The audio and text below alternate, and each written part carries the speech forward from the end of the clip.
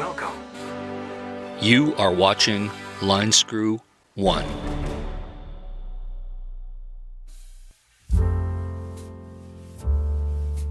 Well, hello tubers, hope you're doing well wherever you are in this crazy YouTube universe. A special shout out to all you Yankee Doodle dandies enjoying the 4th of July. I salute you, and I hope you're having fun, enjoying Independence Day. We had our Canada Day a few days earlier. July 1st, of course, is Canada Day. It was very successful. A lot of flag waving and all the things that you would expect. You know, food, snacks, good times, hot weather. Sorry about the traffic noise, but that's just where I happen to be right now. It's a bit wee noisy, but it's not too bad. Anyway, I figured I would update you guys and talk about the big plans and the RV exit strategy, because all things in life must come to an end, including ourselves, including the RV life. Heck, 9-year run, can't believe it. 9 years, wow. Of course, there's been a lot of trips and rentals and, you know, times where I've stayed in hotels and rented condos and apartments and things like that in between, but primary residence, 9 years in this RV. And it's funny, I called another RVer, I won't mention his name, it's somebody many of you probably watch. Many of us RVers on YouTube, we have each other's personal numbers and we talk to each other from time to time. I wouldn't say we all keep in touch on a daily basis, but we do keep in touch. And I called this person and I said, hey, well, what's your exit strategy? And they go, well, I don't have one. And they just want to keep doing it. And yeah, if you want to keep doing it. But at some point, you know, we're getting older. Life's getting more expensive for these RVs. Places to park them, places to fix them, driving them's more expensive. Everything's just more expensive and more restrictive, and too many bad campers have ruined it for those who are respectful and don't cause any problems. So I see the writing on the wall, and the other thing is, of course, I don't know if Sammy's, I think, probably photobombed like she did in the last video. Sammy's getting sicker. She's still ambulatory and functioning, and her quality of life is still reasonable, but you know, it's coming to an end. Her birthday's on July 19th. That'll be her 11th birthday. So what are we, 15 days away from her birthday? Hopefully she makes it. I'm not gonna, if she makes a sudden turn for the worse, I'm not gonna keep her around just for the sake of her celebrating her 11th birthday, of course. But under the circumstances, all the test results, it's very aggressive cancer. It's in many places in her body, lymphoma being the main one, but it's spread into her mouth and things like that. And she does cough in the morning, but she's still interacting quite well with the environment. She's chewing sticks just 10 minutes ago. She still likes being around people, still enjoys a burger. Actually, I went and grabbed a bunch of burgers for us, gave her one. Now that I know that she's sick, I don't have to worry about her gaining weight. There was times she was getting a little fat, had to restrict the calories. Now she's enjoying ice cream and hamburgers and things like that. Of course, don't put the onions on the hamburgers. Dogs can't really process onions very well. So I'm spoiling her rotten in the meantime, because she doesn't have a lot of time left. Oh, there she is, photobombing. I've got a monitor here, that's how I can tell. I really don't have eyes in my head. So, yeah, trying to make her feel happy. And like I said, she's still doing the things she enjoys. Like, she likes looking out the window and watching the world go by and doing things like a cat. So, that's good. But her time's limited, whether it's days or weeks or maybe another month or so. It doesn't matter. The time for RVing is coming to an end, because I can't really enjoy camping without her. She's been a big part of this journey, and not having her around. Every time I go somewhere, when I come home at night, she's waiting for me. And it's just not going to be a home without her around, if anybody kind of gets that sentiment. So this is the plan. yes, the Philippines is in the plans. When are you going to the Philippines? Well, thank God I didn't take this sick, cancerous dog to the Philippines right now, because I'd be in the Philippines right now dealing with this and all the stress she'd go through, which really would accelerate her passage between the adjustment to the heat, different dog food, of course, all, you know, everything. Her being in a kennel for a month until me looking for a place to lease. It would have been horrible. So everything worked out for the better in terms of me delaying, because she had health issues over the winter that caused me to delay it. So it's all falling into place now because I know what's going on with her. So she's gonna pass in the next little while, and then I shall winter over, and in the meantime I'm gonna remediate this so that nobody can tell that a dog ever lived in it. I've got an ozonator. I've got to, you know, get it up to par for selling. Just a lot of little things, like today I even just painted the steps because they needed paint, because over the years, you know, the paint chips and gets worn, and rock chips and God knows what, and me coming up and down those steps thousands of times. Just lots of little things, but you know, everything works, the appliances, whatnot, and I'll winter over here. I'll just continue traveling, doing my own thing. And then in spring I'll be gone, but I'm gonna probably list this. I'll have everything ready to be listed around mid-February-ish. And you know, these things don't sell quickly once the right person comes around. The right person could be somebody watching here. You never know. So spring is obviously the best time to sell an RV. That's when people like to use them the most. So probably by April or May, it'll be gone. Sooner if the right person jumps on it. Now, I'm not a greedy person. I'm not like these other RVers on YouTube that thinks their RV, because they were on YouTube, is worth more. I've seen that over and over. No, I'm gonna tell you right now, straight from an RVer. What do I got? 12, 13 million views on my channel. An RV is not worth more because some guy has an RV channel and he wrote it. No. There's nothing messianic going on here. We don't walk on water. We're just people, okay? It's not worth more just because my butt used the toilet and I slept in it. Trust me. So, you know, I've looked at all the prices here in Vancouver, comparing them to prices in Seattle, and I already got a number in store. And the beauty of when I sell it, it's going with pretty much everything. A lot of extras, thousands of dollars of extras, meaning that when I hand the keys to the person that buys them, wherever they're going, they don't need to buy cutlery, they don't need to buy bed sheets. I got tons of extra ones. They don't need to buy a smart TV, they don't need to buy an extra TV for the rear bedroom. It's all coming with it. Same with the generator. I've got the upgrades of the power awning. Didn't come with a power awning. I got one now.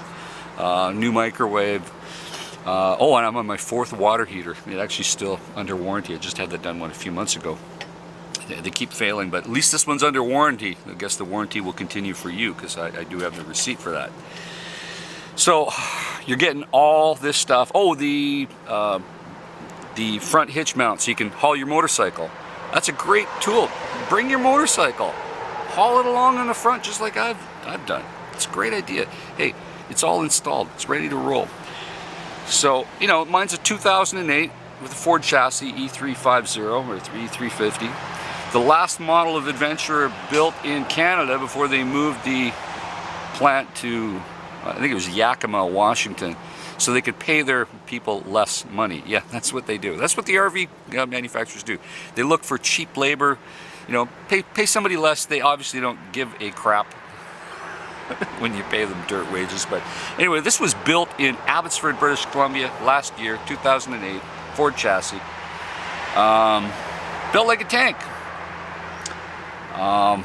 Yeah, it's going to be a good bargain, I think, for somebody that buys it. I'm already thinking a price. It's around 22,000 USD. 22,000 USD, and if you, you know, obviously to my favor, because, you know, I'm going to spend my money mostly in Canadian dollars, so that US dollar conversion works out good for you Yankee Doodle dandies. If you are interested, perhaps you may have it at a pretty good price, because even just today I was looking at prices for Class C's. In terms of miles, what do I got? Of course, it's kilometers because we're in Canada, but the smartest thing that I did, perhaps the last 5 years of owning this thing, I decided that I'm not going to drive the crap out of it. This thing's been to Alaska and Mexico, up and down the West Coast twice. Lots of local trips, lots of trips to Oregon, things like that. But for longer trips, I said, screw it, I'm flying. I'm not putting extra miles on it. So I think when I bought this thing, it had around 135,000 kilometers. I have 162,000 right now, so I really haven't put too many miles on it. Now all those miles are mostly going up and down the West Coast on a few very big trips. Because, you know, let's face it, if I want to go to LA, like all these trips I've done that you've seen on my channel, so much faster, so much easier, so much cheaper. For me, even to take this thing to LA and back for fuel, it's crazy money. I can just spend 350 bucks and fly there and be there in 3 hours. It's stupid. So I've been doing that to keep the miles down, because I realized a lot of the worth of this vehicle is wrapped around the drivetrain. It doesn't burn oil, doesn't leak oil. You can take it to any mechanic and have a full inspection, and that's what I advise anybody to do. If you're going to buy an RV, have it fully inspected. When I bought this from the Volkswagen dealer, believe it or not, some guy traded this in for a Jetta at a Volkswagen dealer in, I think, Chilliwack. I think that's where it was, in the city of Chilliwack. I wasn't even living, I was driving through Chilliwack and I saw this on the side of the road, and I bought it, which was just a fluke. So I got the full, you know, documentation about everything that it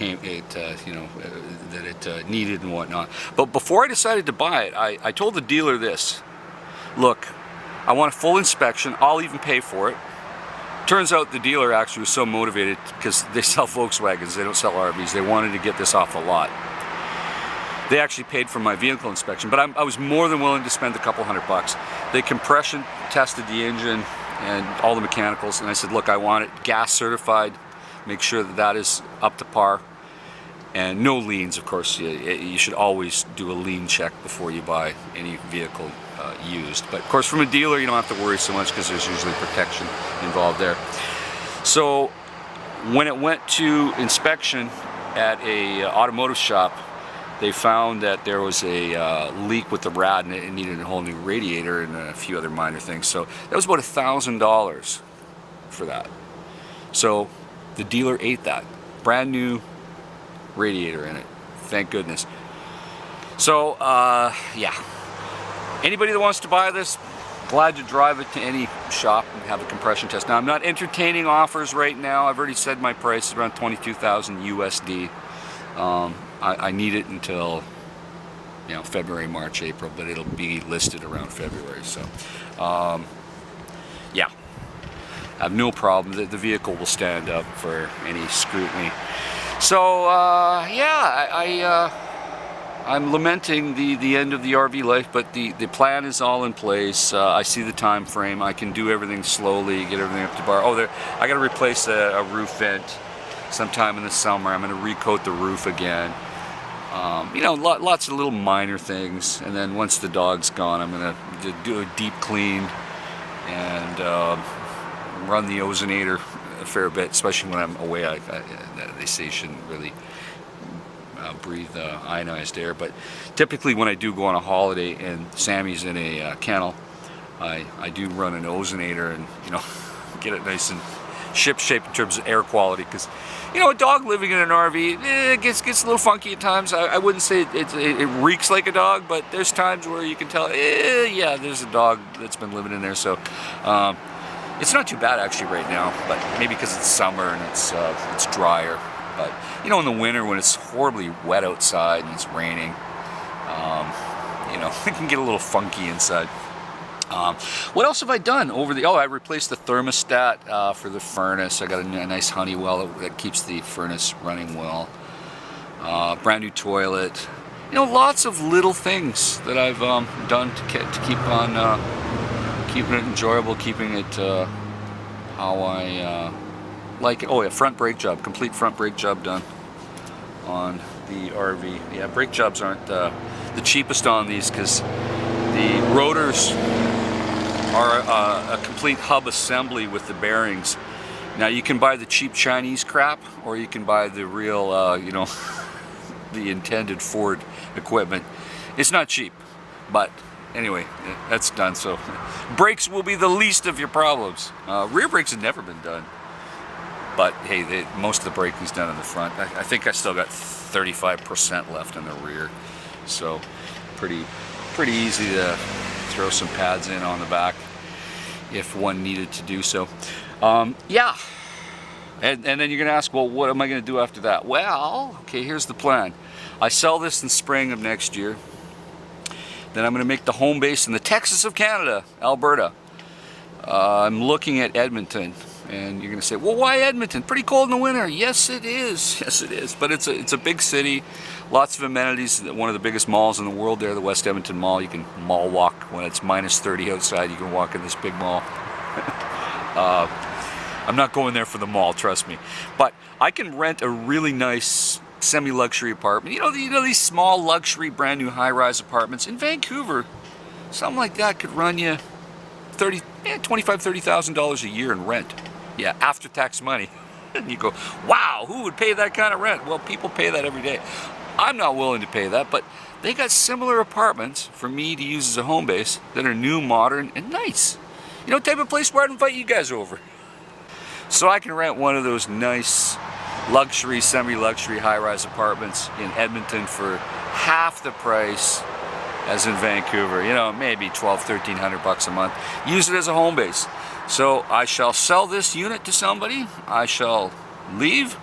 I shall go to Edmonton. I shall establish a domicile, a home.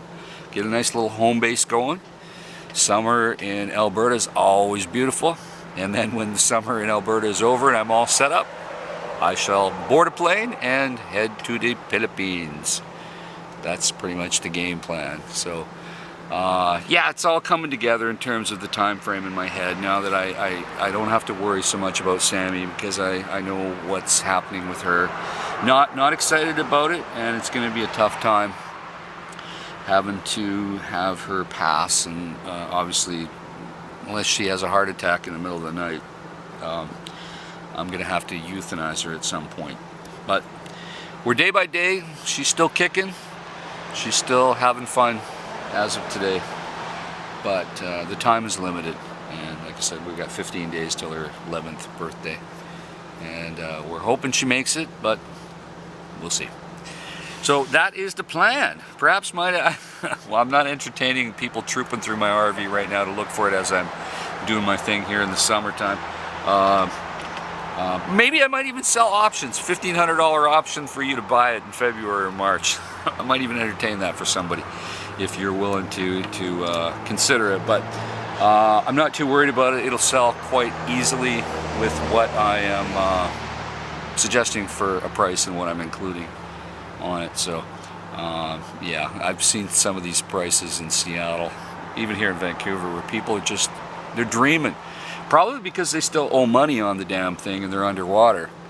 And like, really, I mean, there's people trying to sell a similar RV, an 08 Ford E350 chassis, similar miles. They want like, 8, 10, 15,000 more than I want. It's crazy. It's crazy. What are these people smoking? I don't get it. But anyway, 22K USD. That's the price I'm thinking, and I'm not too negotiable at all, because I think it's worth around that. So yeah, that's where we're at. That's where I'm going. That's the plan. Hope you guys are doing well on your 4th of July, and I guess it's time for me to go here. Got things to do. Meantime, stay safe, keep your nose to the ground. Talk to you soon. Over and out.